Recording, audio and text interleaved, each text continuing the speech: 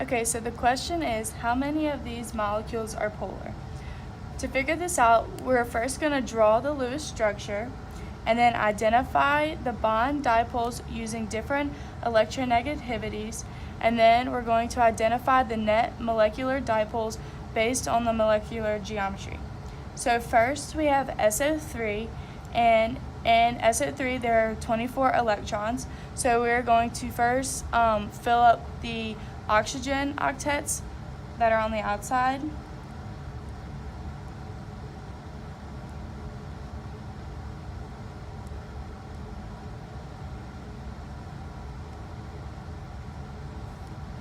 So now that all the oxygen octets are full, there are 2, 4, 6, 8, 10, 12, 14, 16, 18, 20, 22, 24. And we're going to subtract that from the total electrons, and that gives us 0.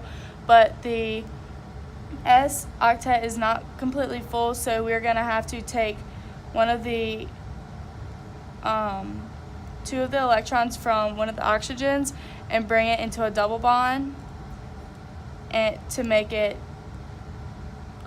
everybody have a full octet. So to count again, 2, 4, 6, 8, 10, 12, 14, 16, 18, 20, 22, 24. Okay, so that works. And then what we're going to do, now that we have a Lewis structure, we know that the atom with the lowest electronegativity is going to be in the middle. So the S is going to have a partial positive charge, and then the oxygens are going to have a partial negative.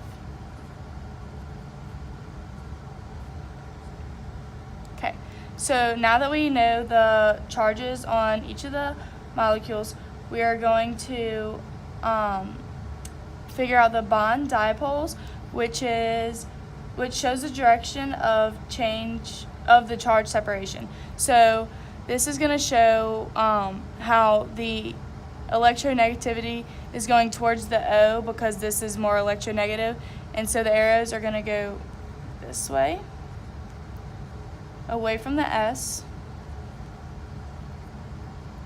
for all 3 of them. Now that we have the bond dipoles, we are going to move to the molecular geometry, and we know that there are 1, 2, 3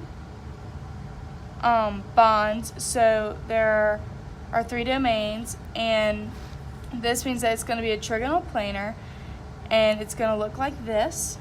And because there is a double bond on the O, it could be on any of the O's. There's going to be a partial bond on all of these, which is going to make it 1 1/3 bond on each of them. So with that, the bond dipoles for the molecular geometry are going to go towards the O, because it is more electronegative. And now, because we don't have any non-bonding electrons over here on the central atom, this makes all 3 of the oxygens the same, so it's going to be nonpolar. And all of the dipoles will cancel.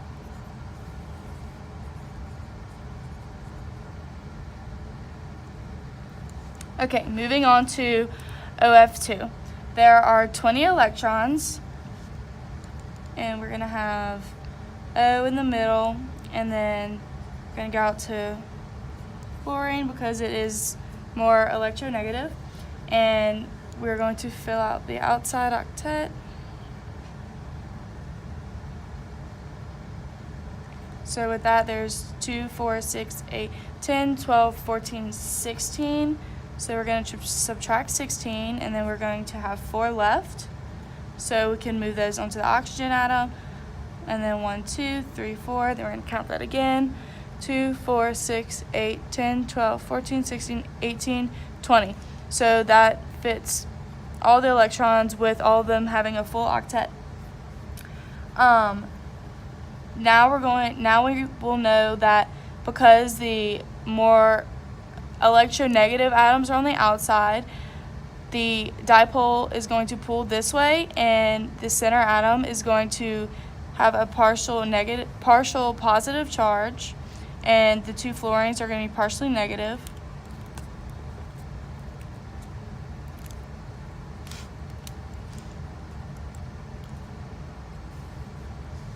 And the arrows are going to go towards the fluorine.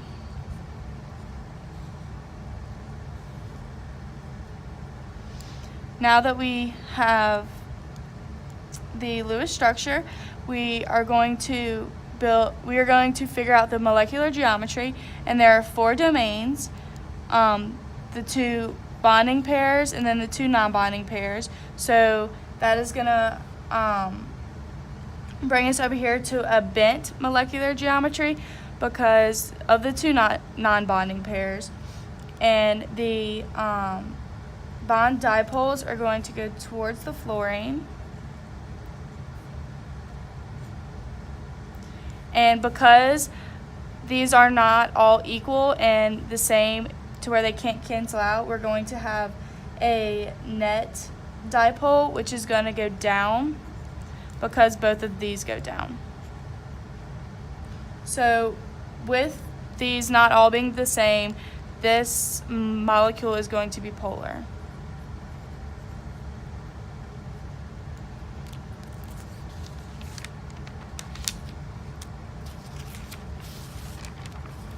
Now with BeCl2, we know that there are 16 electrons, and we're going to fill the outside octet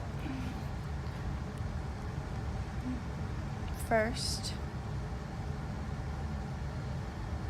And we're going to count them. 1, 2, 3, 4, 5, 6, 7, 8, 10, 12, 14, 16.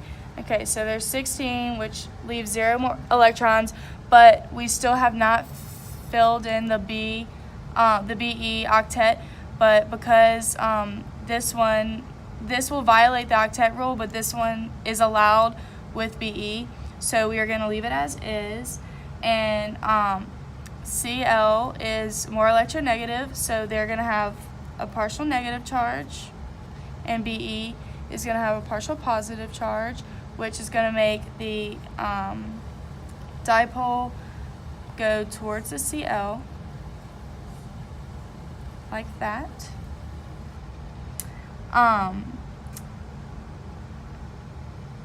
With now moving on to the molecular geometry, there is 2 domains.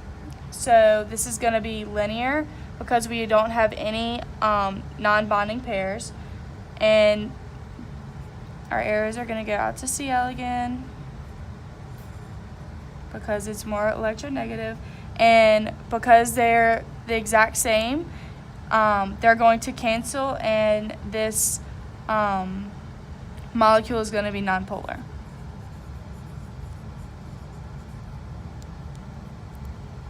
Okay, moving on to CCl4. There are 32 electrons in this molecule, so we're going to fill the octet. 2, 4, 6, 8, 10, 12, 14, 16, 18, 20, 22, 24, 26, 28, 30, 32. So this one uses all the electrons, and the central atom has a full octet, so we don't have to worry about adding any double bonds.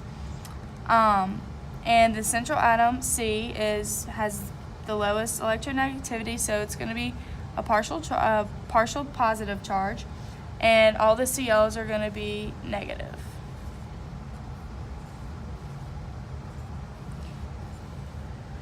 All right, now with our bond dipoles, our arrows are going to go towards the Cl.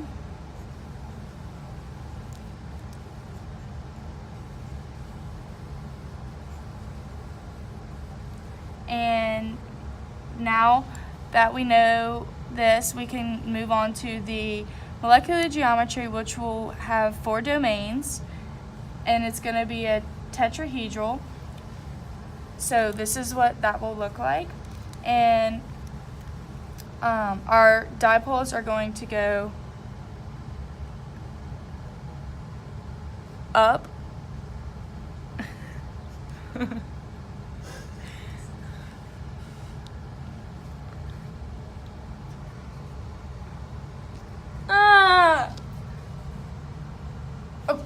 Go. Our dipoles are going to go up and towards the CL. I'm sorry, my camera froze. Towards the more electronegative atom. And because all of these are identical, they are all going to cancel, and this molecule is going to become nonpolar.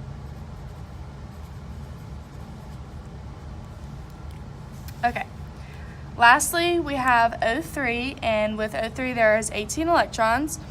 So we're going to fill the octet of the electrons.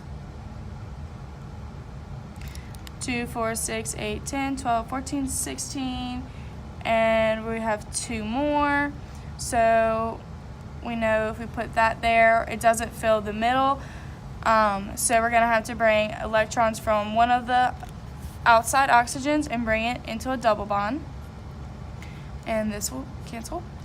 And now we're going to move to the molecular geometry, and we are going to figure that out by us knowing that there are 3 domains, and there are 2 bonding and 1 non-bonding.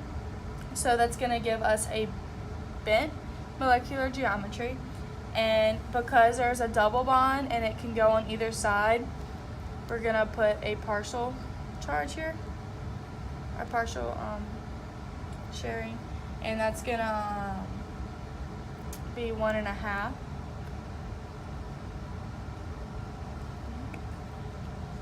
And the arrows, the dipoles are going to move towards the oxygen, and it's going to create a net dipole because all 3 cannot cancel because of this non-bonding, and the net dipole is going to go down. And because the bond dipoles cannot cancel, this is going to be a polar molecule. Now, with that being said, going back to this question for our polar molecules, it's going to be O3 and OF2.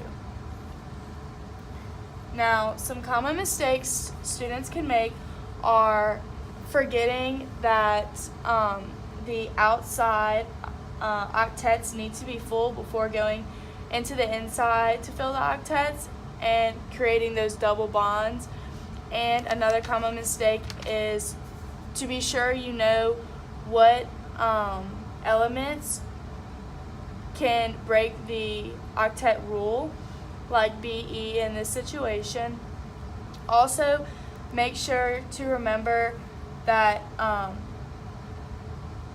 whenever you have a polar molecule, that a nonpolar molecule, everything connected to the central atom has to be the same for it to be nonpolar.